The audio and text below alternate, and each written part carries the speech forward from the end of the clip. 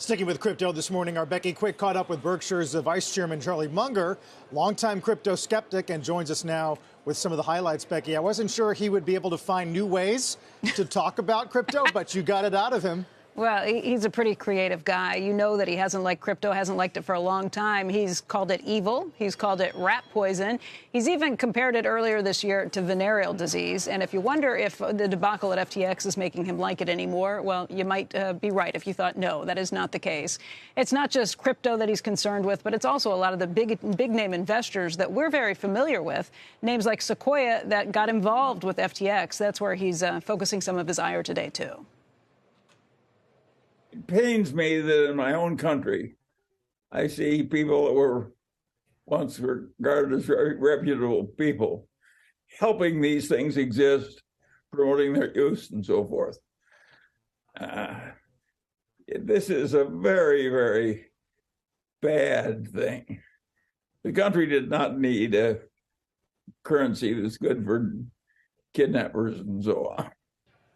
What do you think happened? Because there are a lot of big names, a lot of people and firms that you might not have anticipated. That's what depresses me. There are people who think they just got to be on every deal that's hot. And they don't care whether it's child prostitution or Bitcoin. If it's hot, they want to be in it. I think that's totally crazy. Reputation is very helpful in financial life. And to destroy your reputation by associating with scumballs and their scumball promotions is a huge mistake. Do you think those companies did any due diligence, or what happened? I think they actually mean well, though that you're seeing a lot of delusion. It's partly fraud and partly delusion. That's a bad combination. I don't like either fraud or delusion. And the delusion may be more extreme than the fraud. Delusion, how so? Nobody's going to bet a new thing that every 12-year-old kid can be a billionaire or something. He just calls it Munger coin. He starts trading it or something. It's crazy. It's demented.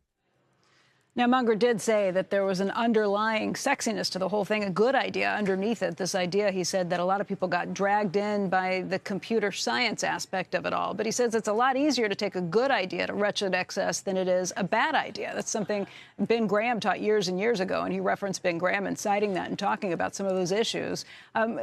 He said that one of the big issues he has is, yes, people are going to dress this up. They're going to make it sound different. He said, because nobody ever tells you that they're trying to sell you crap, although he used a different word for it. And it's just that this is the smoke and mirrors, the magic and fairy dust, as he puts it, in terms of putting those things out there. Guys, I'll send it back over to you.